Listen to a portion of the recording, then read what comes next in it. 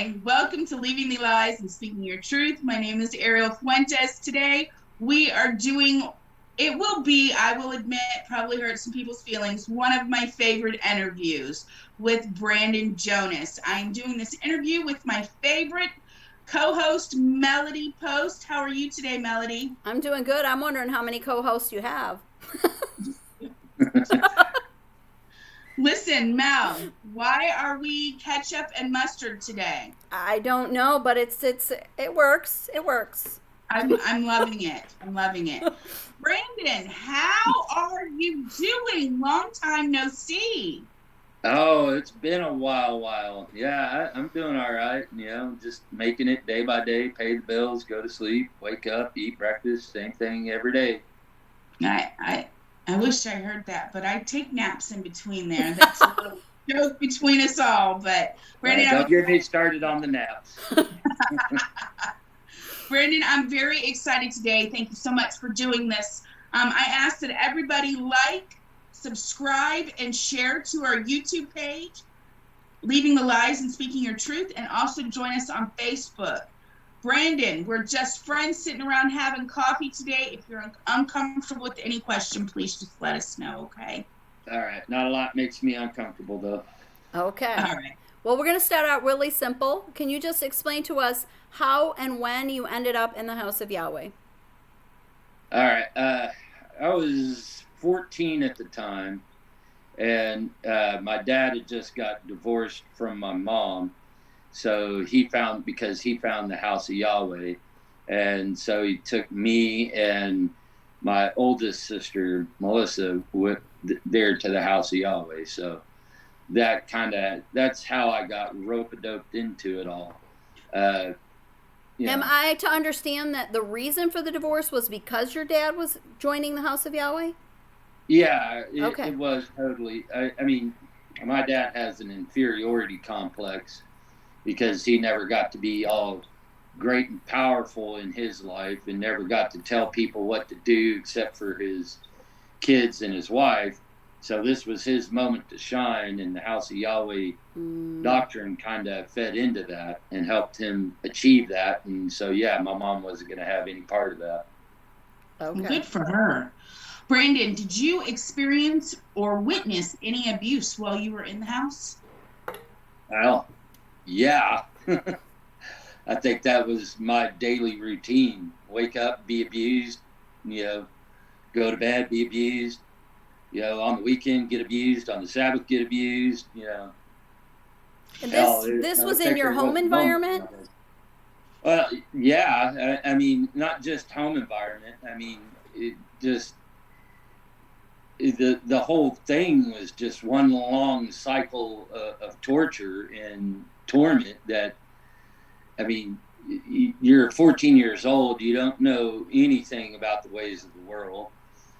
You're pulled out of school, you're forced to drop out of high school, so you're denied education, and then you're forced to go work menial, they're not menial, but construction jobs, little labor jobs, when all you really wanted to do was go hang out with your friends or play football, in my case, or soccer, basketball, whatever. You just wanted to go be with your friends and have a normal life.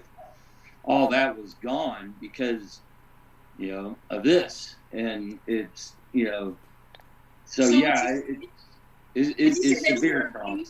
Oh, I'm sorry. Would you say that your abuse was more mental, emotional, or was Oh, no, it was physical too. I mean, even before the house, my dad was very physically abusive, very mentally abusive. In the house, he got even worse. And it was even better for him because he could get away with whatever he damn well pleased. Now, Brandon, do you think that's because your mom wasn't there, or because he kind of knew he had the protection of the House of Yahweh, like they wouldn't call outside authorities? Yeah, he felt empowered by that, by that being in the house, with like-minded, people that have this inferiority complex of always wanting control. He was able to do what he always wanted to do.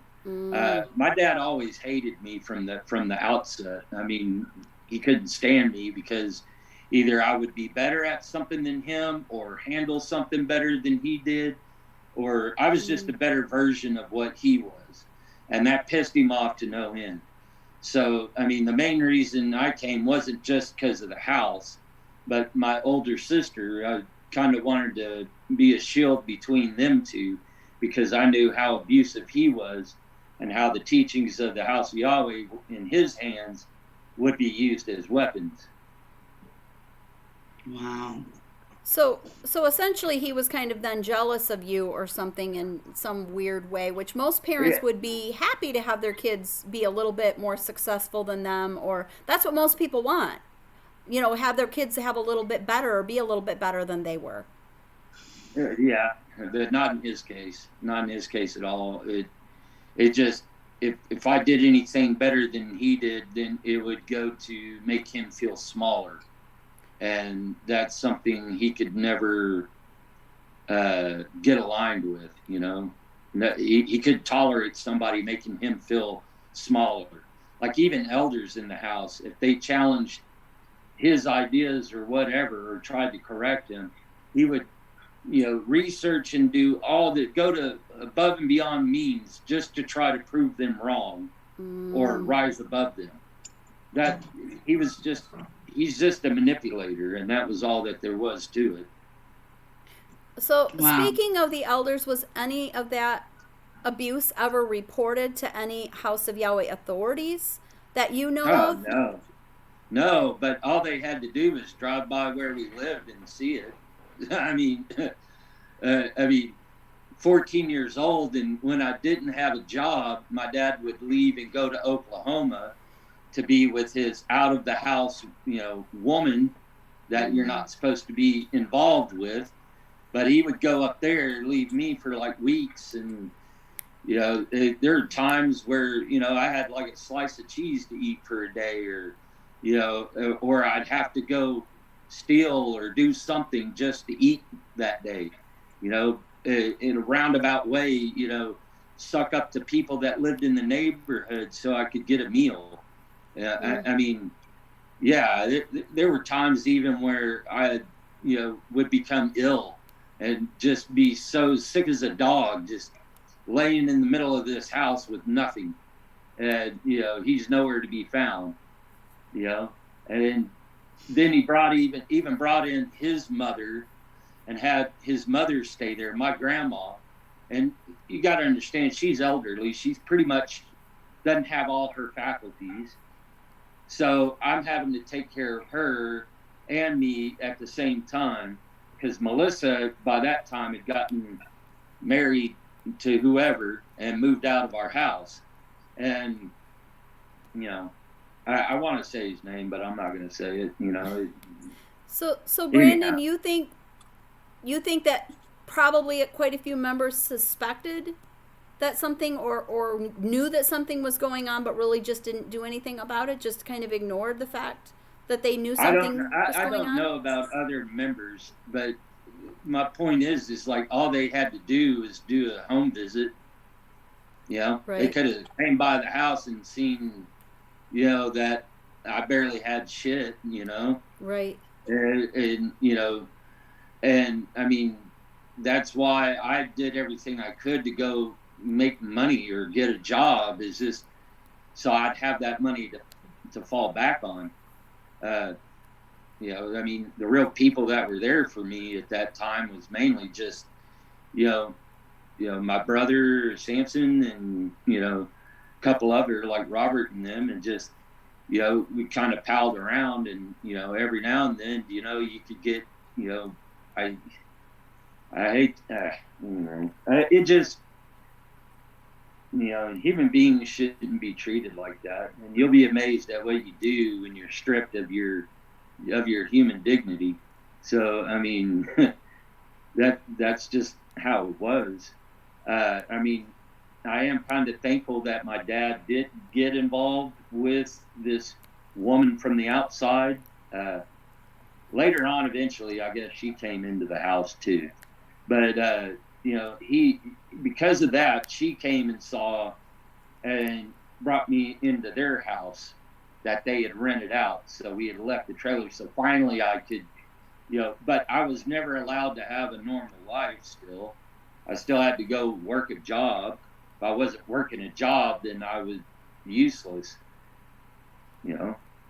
Wow. So, and then shortly afterwards, I've witnessed I've seen my dad molest certain individuals. So, I know how evil and shitty that bastard is. And, I don't mean to get all worked up and, talk this shit, but at any rate, eventually, because I knew, he shipped me off to this woman's daughter and her husband in Oklahoma. And I began to work 2 jobs. And this is like, 16 years old, just turned 16. I'm working 2 jobs to help raise their kids and pay their bills. And they had come to the house as well. So they were all in the House of Yahweh. And, I think that's where I met, what'd you say, Autumn? It was your cousin, Andy? Mm-hmm. That's where I met him, was in Oklahoma. And so. Right. I just took that off the rails. Yeah, no, that's okay. That's okay. So did you go to school essentially in Abilene? Yeah, I was at Cooper High School. And at what age did you end up having to quit going to school?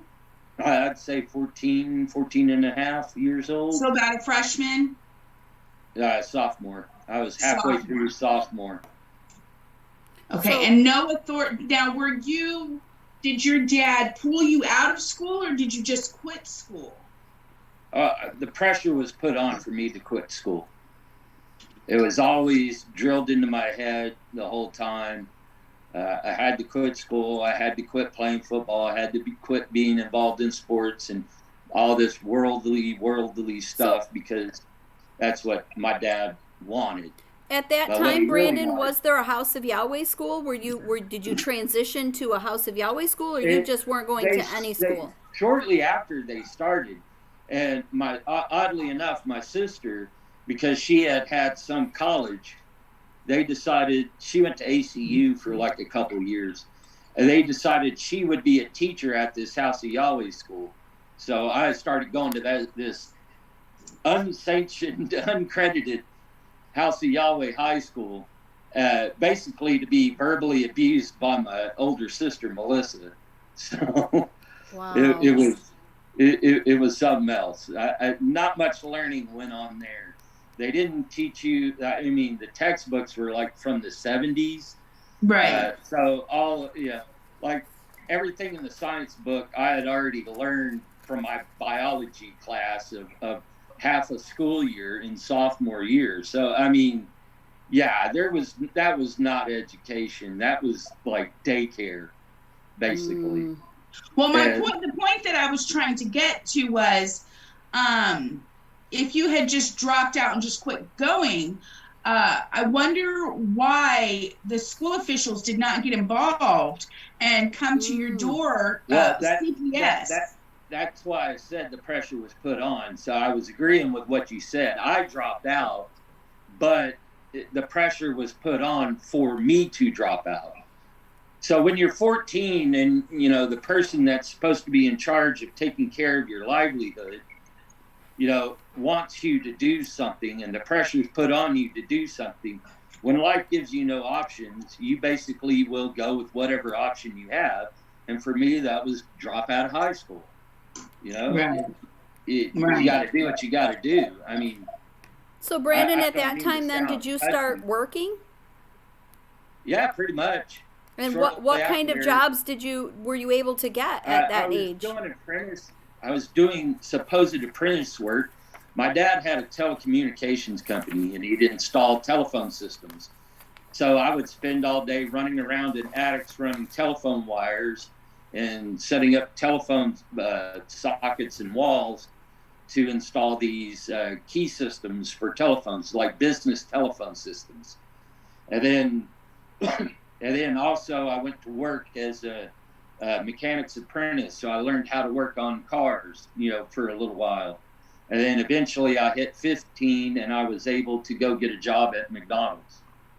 So wow. Amazing how I can remember what jobs I've had, and I can't remember the timeline of events too clearly. So, Brandon, let me ask you this question. Did you eventually graduate? I got a GED. And then do you have a higher education than that?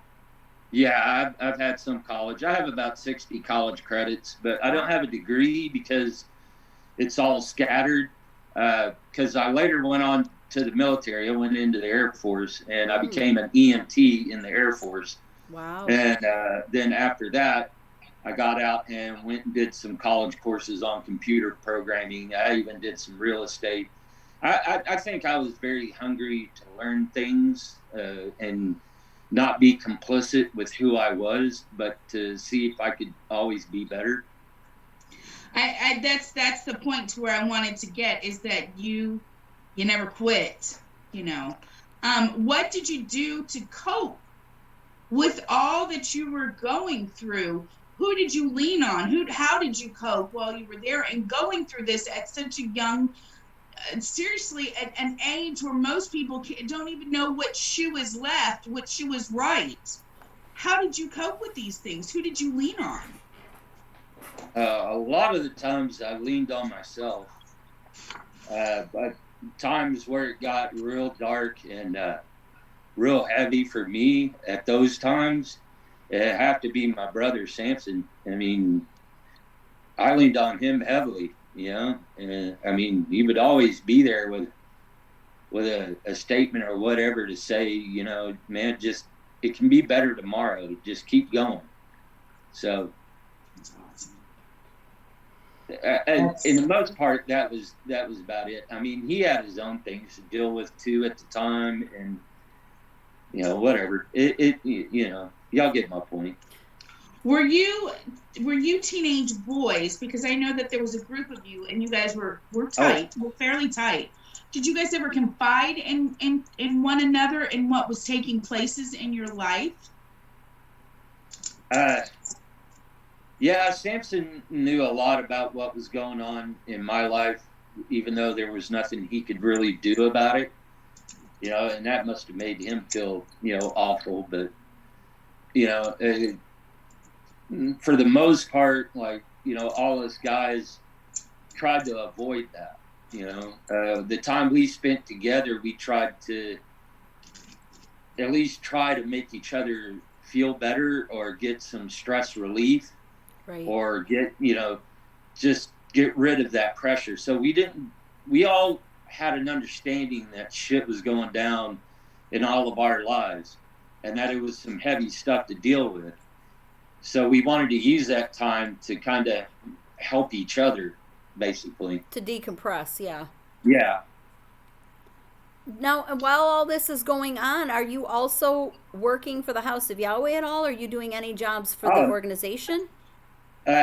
During feasts, I would be a runner, and then I even did some DJ stuff. And then throughout the year, because I was there in Abilene, I would volunteer to go lay like plumbing pipes for houses and stuff that I don't even know whose house they are. I'd go do stuff in the book room, and it was mainly just so I could hang out with, my friends. But, at the same part, I just, anything to keep me away from interaction with my father was, also my goal. So you at, let's say 15 at this time, 16, would go up to the press room and would go on volunteer jobs or go on jobs with the House of Yahweh crew at this age. And were there not obviously, but were there adults there, elders there? And they never asked you, why aren't you in school? What's going on? Oh, yeah. Yeah, there was. There's all sorts of people. I mean, I don't even know if they were elders or I know there were some elders. I think we even laid some pipe in at one of Israel's houses or whatever. But yeah, there's all sorts of people there, and no, they didn't bother to ask. They didn't give a shit. They don't care. I mean, it's not like, whatever. It's just more hands to do the work, so they don't have to work as hard, or, so it gets done faster or whatever. I don't know what went through their minds. I can't speak for them. Right. I was just there to maybe learn something, that I could use later on, and, also spend time, with friends, with Samson, Kalani and stuff. Yeah. Did you ever receive blessings when you volunteered? Maybe a meal, maybe money, maybe anything? No, I think my workaholic attitude, though, got me to become a deacon. I think that's the only reward or blessing, if you want to call it that. That's the only thing I saw from any of that. Wow. So no money whatsoever. No. So let me get this straight real quick. Sorry, Mel. Oh, do it. Let me just get this straight real quick. You are a 15-year-old, and Brandon, I mean no disrespect by this, and now that you're older, I hope that you understand. You are a 15-year-old child, young man. You are... I was a child. Okay. Child, you are living in Abilene. Your father is off doing who knows what, who knows where in another state. You are basically having to panhandle for food to feed you and your grandmother. Was he at least paying your bills? Yeah, with my paychecks. I mean, I went and did, most people probably aren't from Abilene, but Hampton Inn and Fairfield Inn there by the mall. I did labor work for construction there, so I got paid under the table. And, so I would take that money and then take my tithes out, your 10% or 20,000%, however much they want to take. And the rest of it would go into his pocket. So even at the age of 15, you're paying tithe, willingly and voluntarily. Yeah. Well, wait. You're not just paying tithe to the House of Yahweh, then the rest of the money's going to your dad, so you're tithing to him too. So you're not keeping any of your own money, am I right? Right. Well, the reason why I had to do that was so he would pay the damn bills. Yeah, he would get odd jobs up in Oklahoma, and through the woman and outside the house that he later on married. She would give him contracts to do small jobs. So he would go up there, do small jobs, and then spend the rest of his time cahooting with her, doing whatever. And then, then he would come back like before Sabbath, and, then I'd get paid on that Friday, of course. So I'd have to give him the money out of my paycheck and minus my tithe, and then just give my tithe in the little box when we went to services. So you go ahead. I have a question, but I can hold. I'm not going to forget mine. So basically, you were voluntarily paid tithe. You're voluntarily helping out with the work. I'm assuming a respectful young man, because they didn't kick you off the property. They kept you, kept coming back. They made you a deacon, which means obviously somebody that was an elder noticed you, but nobody took the time to mentor you or to take you under the wing or to notice that you were by yourself. Am I hearing this correct? Oh, yeah, totally. Okay, and I'm going to back up a little bit to first of all, and I'm not saying this in an accusatory way at all, Brandon, because I don't know where your mindset was then. I know you were in a cult and you were coming out of an abusive situation yourself, but was the reason that you were sent away when you witnessed your dad abusing the stepmom's child, was the reason you were sent away because they were afraid you were going to report it or that you might report it? Is that the reason that you were sent away? Or do you not know? Oh, yeah. That is the reason. Yeah, well, not just that is, people in my family aren't going to like this, but I don't give a damn. I've been demonized by my dad my whole childhood. Ever since I've existed in this world, my dad has always demonized me. I've always been made to feel like a dirty animal, a filthy being, just for being alive. You know, from the time I was born, that's the role I was given. So, to me, it's not. It's just water off my back. Yeah, I mean, for people not to notice or not to care or whatever, to me, that's no big thing. You know, I don't know. I guess I'm getting off topic there. Oh, Brandon, did anybody ever report that abuse? Did your dad ever have to answer for that? Do you know? No, he never had to answer for it. He's dead now, so he's ultimately answered. Right. And the reason of his death is because he followed the House of Yahweh. Don't give medical advice and blah blah blah.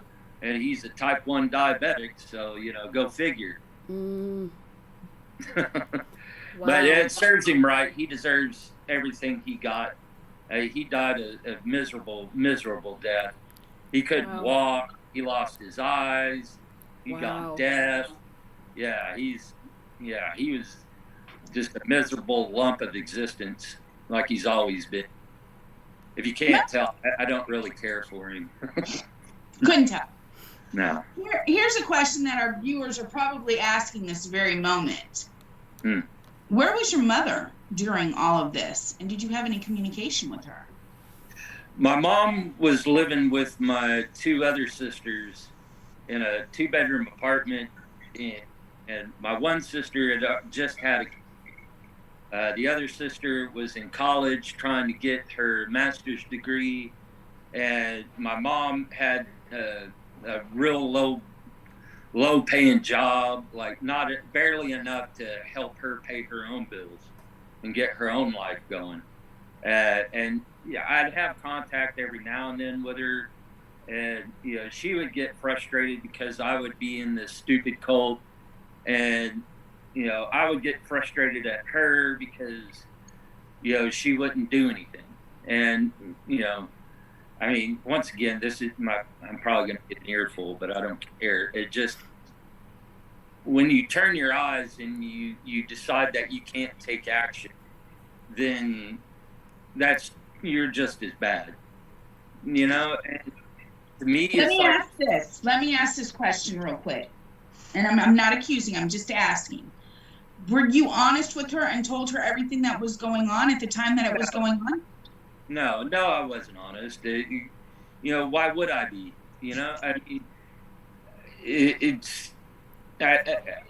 Look, my days were consumed with survival. Right. I woke up and I was like, what do I need to do to survive today? How do I get through today? How do I get through and so on and so forth. Rinse, wash, repeat. How do I live today? So I didn't need, to me, those types of thoughts or emotions or whatever, those were luxuries. Those were luxuries I didn't get to.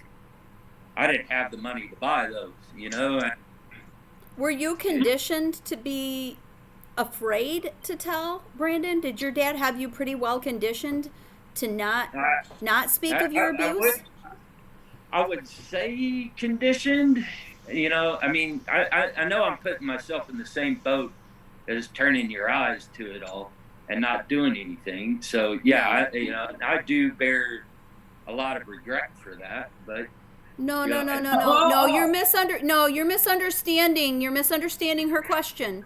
She asked that because she wanted to know if your mom was fully aware of what was going on in your living situation. That was not to put any blame on you at all, Brandon. Don't misunderstand that. Yeah, no. Brandon, listen to me carefully when I say this to you, and I mean this. Listen to me carefully. You are a child, okay? All right. It was not your job to protect yourself. It shouldn't even been a thought for you to have to survive. Everything that you went through was not your fault. The reason why I asked if your mom was fully aware was because if my children so much as say hello wrong, I'm asking them, what's wrong? What's going on? What's taking place? I don't know what was going on in her mind, so I can't speak on her behalf or what she thought or what she knew or didn't know. But I gotta admit that, I mean, any outsider with no connection to the family looking at it probably would have asked a question, or two or three. So, I mean, that I'll leave it at that. Any stranger would have seen the situation and said, well, what about this? Or this looks fishy. Or that doesn't quite add up. And you're saying this as an adult now. You're saying if I saw a 15-year-old in this position, these are the questions I would ask, and I wish someone had asked about my situation, right? Yeah, in a way. Yeah, I probably wouldn't have been able to acknowledge it or understand it at that time. Because, I mean, abuse does a funny thing to you. I mean, here I was, 15, 16, and I'm probably twice the size of my dad. I'm the biggest person in my family. At that time, I was probably about 6 foot, I weighed in a good 220, 230 pounds. Been playing sports all my life, and I mean, I even think back and it's like, why in the hell didn't you just thump your dad? Why didn't you just put the beating on him like you knew you could have? And, all that time I just held my hands back because I don't know why. And I'll tell you. Loyalty. It is ingrained in you as a child to be loyal to your mother and father. It is ingrained in you that, and somewhere in their mind, that they are to take care of you, that they are to love you. And if, as a child, across the board, if those mother, both, either or, does not love you, you immediately begin to think, what is wrong with me?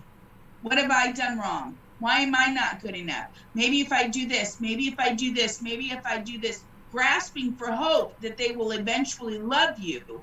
So you, in your mind, whether you were fully aware of it or not, Brandon, you were hoping, if I pay these bills, if I keep my head down, if I just let him hit me one more time, maybe then I will be good enough for him to love me and take care of me.